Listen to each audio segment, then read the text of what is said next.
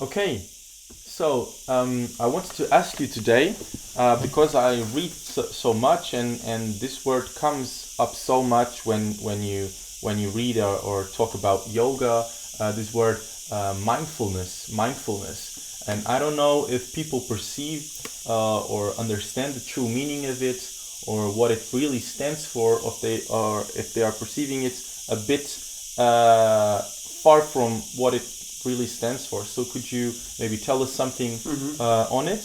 Yeah, so it's a good question because mindful has been invented as a term by Professor Kabat-Zinn, who brought Buddhistic meditation to the West in a therapeutical way somewhere in the 80s or 90s, I think.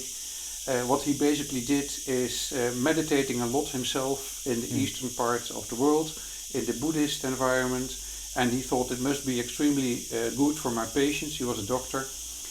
To bring them some peace and some quiet and some relaxation. So we bring it to the West, but we call it mindfulness. And the idea was that he stripped meditation from all its Buddhist context, or all its Vedic context, all its authentic context of the East, and take only one piece out, which he thought was digestible for Western people, and he called that mindfulness. Basically, it is to bring your mind in the here and now, and to be with full attention.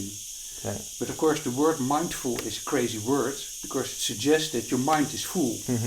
And it's just not about a full mind, it's about an aware mind, and the mind will become empty if you're aware, because the first thing you notice in a mindful sitting, that you focus your attention on your body, on your breath, on the here and now, and then while doing that you observe the thoughts, and then slowly the thoughts becomes less and you become more relaxed, and then at a certain moment you're relaxed in the here and now without thoughts for 2 seconds, 3 seconds, and then you can learn how complex it is for Western people to get rid of thoughts. Yes. So mindful is a bit of a difficult word. It should actually be empty mind or no mind state. That's the essence of this particular form of meditation. Okay. And well, addressing meditation now, could you or do you know, or what is actually the essence of meditation in itself? If people meditate, what is really the essence of that? Where do we want to get to? Where do we want to get to? Yes. Yeah, I think this is also a very interesting question, because if you look at the videos nowadays on YouTube, on the internet about meditation, it's basically all about reaching an empty state of mind via a certain method. So meditation has become an instrument, a method. And I think one of the great meditation masters, a bit paradoxical, Krishnamurti always said, just drop it, because it's not a method. You kind of fall in meditation. It's a state of consciousness you can achieve by step letting go. And the moment you create a method, you think that's about the method. But it's not a method. It's a state of being. It's a state of consciousness. And that state is, you can call it aware, to be aware in the here and now, to be aware of the crickets singing, the cycads singing, to be aware of the temperature of the skin and the temperature of the air, to be aware of you looking at me, even if I don't look, to be aware in the periphery of your vision, to be aware in the central of your vision, to be centered. Those are all, say, phenomena which are related to meditation. And then the next question is, where does it go? Well, one of the intermediate phases where it goes is to the no mind state. No mind state, okay. Okay, so it's a bit contradictory then with mindfulness, right? Okay, so no mind or empty-minded, and you or this word of mindfulness was brought in, is mindful when it's actually mind empty or no mind, right? Yeah. It's interesting. Yeah. Huh. No mind. And then with no mind you come on the level of the Advaita, Vedanta, which is becoming extremely popular nowadays. There are lots of Western Vedanta teachers who follow the teachings of Ramana Maharshi about using this meditation, this question, who am I?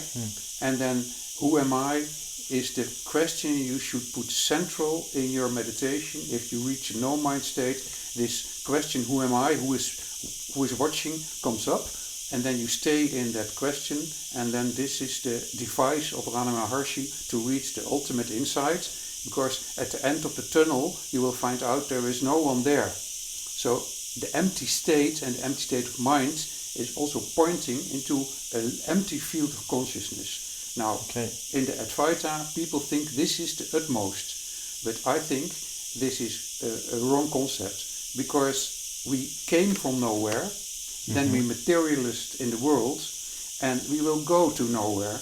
Now, to already in this life, to strive to be nowhere is a bit of a waste, I think. So, the empty mind is a very powerful device to then take the other step, the next step, and I personally think this is about creating a field of consciousness where you can become penetrable for the divine. And that's a heavy word, the divine. I specifically don't say God, but I think the no-mind state is the receptacle for creating a total new field of consciousness, which I would call the divine field of consciousness. Okay. Could we in any way relate this divine state of consciousness to enlightenment, or is that a bit different? How does that come up in meditation? Is it sort of the same with the concept, with the name, or maybe a bit different?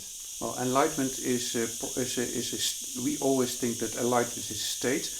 But it's not a thing. It's a form of consciousness, and it is so much used that it doesn't have any value. Just as the word love, nobody understands really what it is. Everybody uses the word love and enlightenment, and those words are kind of leading us astray because we think it's about enlightenment, but it's not about enlightenment. It's about being totally present and aware in the here and now. To become totally human. And being totally human is to enable yourself to come into contact with the divine and to express the divine. And then, for instance, compassion rolls out of it as a natural way. So there are people who do exercises to be compassionate, but that's all mechanical. Being compassionate is a side effect of being aware in the here and now. And enlightenment is too heavy a word. People claiming they are enlightened use it as a claim even. I rather don't talk about enlightenment at all. I talk about a state of consciousness, a state of awareness, to know who you are, to know where you are, and to be able to connect with the divine and to express yourself in the most complete and perfect sense which is possible for you as a human being. Okay, nice. That's what I think. All right, thanks.